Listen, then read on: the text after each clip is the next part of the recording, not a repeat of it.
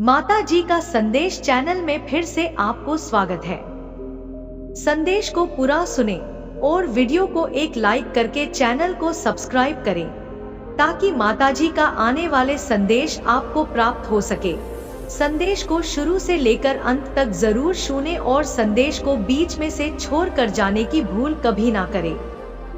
मेरे प्रिय बच्चे, आज तुम्हें यह संदेश बहुत ही खास कारणों से प्रदान किया जा रहा है। तुम जिस प्रकार की दुविधा में उलझे हुए हो, जिस तरह के हाव भाव से तुम इस समय अपने जीवन को जी रहे हो, वह अत्यंत ही विचार का विषय है। प्रिय बच्चे, मुझे भली भांति ज्ञात है कि तुम्हारे जीवन में भी परिस्थितियाँ कैसा रुख मोड़ रही है। तुम किस प्रकार से एक ऐसे भंवर जाल में फंसते चले जा रहे हो जिससे निकल पाना तुम्हारे लिए थोड़ी चिंताली बात है। लेकिन ऐसे पल में मैं तुम्हें यह बताना चाहता हूँ कि तुम्हें हर हाल में समय के महत्व को समझना होगा। चाहे परिस्थिति कुछ भी हो, चाहे कुछ तुम्हारे पक्ष में हो रहा हो अथवा सब कुछ तुम्हारे विपक्ष में ही क्यों ना हो, तुम्हें समय के महत्व को समझना ही होगा। क्योंकि एक बार जब यह समय हाथ से निकल जाता है, एक बार जब सब कुछ तुम्हारे विपक्ष में हो जाता है, एक बार जब यह अवसर छूट जाता है, तो फिर चाहे मन कितना ही प्रयास क्यों ना कर ले, कितना ही परिश्रम, कितनी ही मेहनत क्यों ना कर ले, चाहे वह संपूर्ण बल क्यों ना लगा दे, चाहे देवता, दानव, मानव, राक्षस किसी की भी शक्ति से ओतप्रोत होकर वह अपना सर्वस्व क्यों ना झोंक दे, चाहे वह अपने जीवन की संपूर्ण कला का ही प्रदर्शन क्यों ना झोंक दे, फिर भी वह उस समय को दोबारा वापस नहीं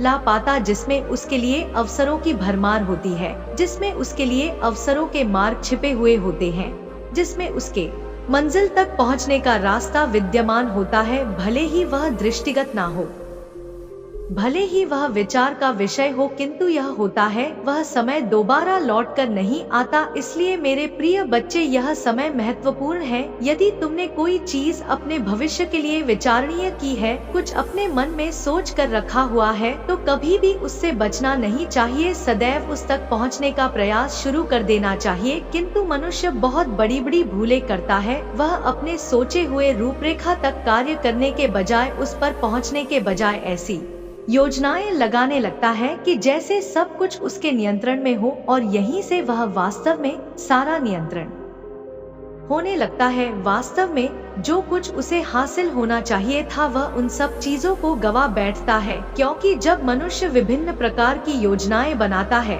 और उसी के अनुरूप अपने जीवन को होते हुए देखना चाहे, तब वह सीधा ब्रह्मांड को चुनौती दे रहा होता है। क्योंकि तब वह उस दिशा में आ जाता है जहां पर सब कुछ उसके विरोध में घटित होने लगता है। क्योंकि ब्रह्मांड उसे निरंतर चुनौती प्रदान करने लगता है। जब मनुष्य धारा के विपरीत बहने का प्रयास करता है, तो उसे बहुत ही ज्यादा परिश्रम करना पड़ता है, भले ही वह अपनी मंजिल तक पहुँचे अथवा न पहुँचे, किंतु उसके प्रयास में लगातार वृद्धि होती रहती है। जिस मनुष्य के जीवन वन में अत्यधिक संघर्ष आ रहा है, उसे निश्चित तौर पर यह सोचना चाहिए कि वह ऐसा क्या कर रहा है जो नियति के विरोध में हो रहा है। क्योंकि नियति के धारा के अनुकूल बहने वाले मनुष्य को सदैव समर्थन ही प्राप्त होता है। तुम्हारे जीवन में जब भी तुम मुश्किलों में फंसे हुए हो, तुमने प्रार्थनाएं की है और उन क्षणों में तुमने जो मांगा वह हासिल हो गया, लेकिन तुम उन क्षणों में केवल तत्कालीन समस्या का समाधान ही मांगते आए हो। यदि किसी ऐसी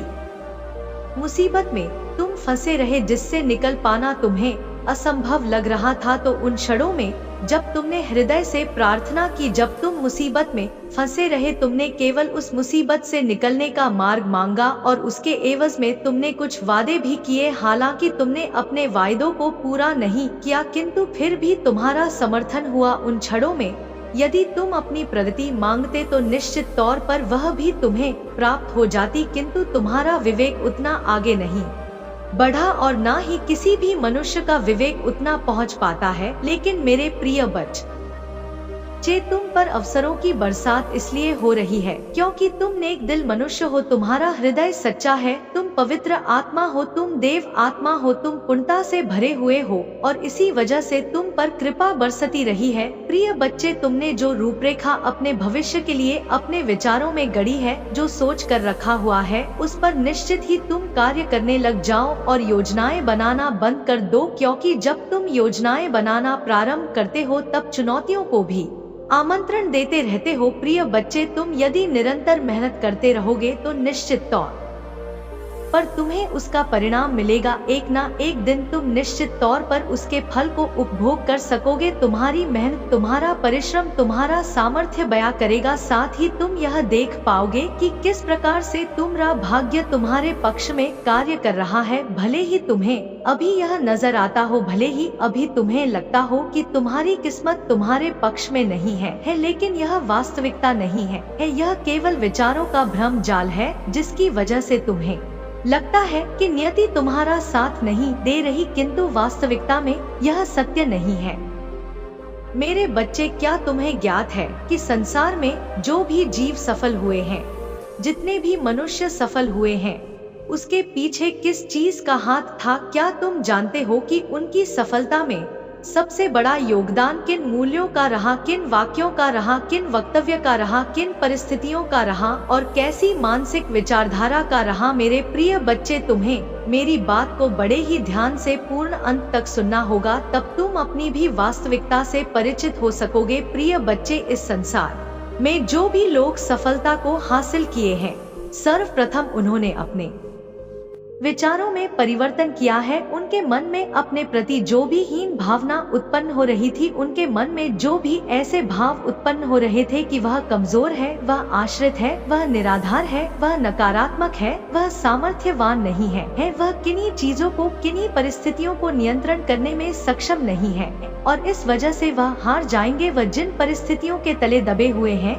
उनसे हार जाएंगे। ऐसी भावना का उन्हें संघार कर सर्वनाश कर दिया, नकारात्मकता का पूरी तरह से अंत कर दिया और सकारात्मकता की चादर को ओढ़ लिया। और फिर नियति कैसे उनका साथ ना देती। अरे गगन के पन्नों में भी उनके जीत की दास्तान लिख दी गई। प्रिय बच्चे, अपने विचारों में परिवर्तन करना मनुष्य के लिए सर्वप्रथम सबसे ज्यादा आवश्यक है। सफल मनुष्यों के वह विचार जो उन्हें बार बार सफल होने से रोक रहे थे, वह गलत विचार जो उन्हें पीछे धकेलने का कार्य कर रहे थे, जो उनके प्रगति को रोकने का कार्य कर रहे थे, उन सफल लोगों ने उन विचारों को हटाकर अपने मन को सकारात्मक दिशा में लाने का प्रयास किया था। मेरे प्रिय बच्चे, मैं जानती हूँ तुम्हारी भूख को, तुम्हारे मन को, तुम्हारी चाह को, सफल बनने की तुम्हारी इच्छा को मैं समझती हूँ।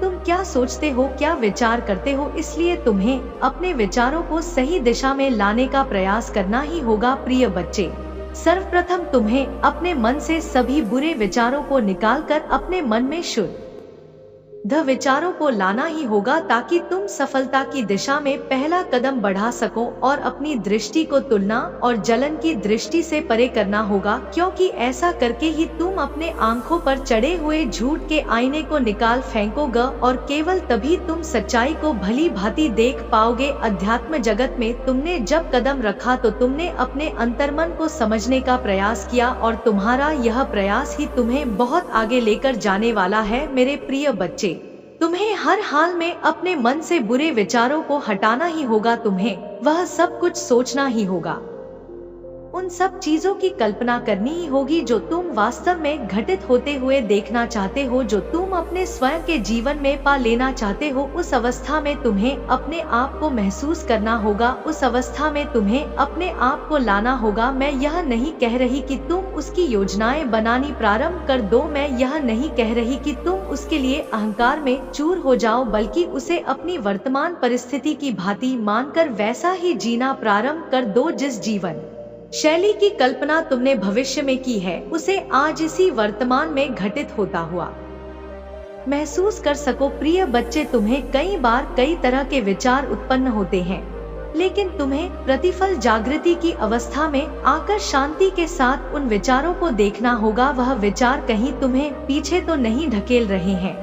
तुम्हें एक शांत जगह पर आराम की अवस्था में बैठकर उन सभी इच्छाओं और विचारों के बारे में सोचना होगा, जिनमें या तो तुम्हारी चाहत है या जो तुम्हारे मन में उत्पन्न हो रहे हैं।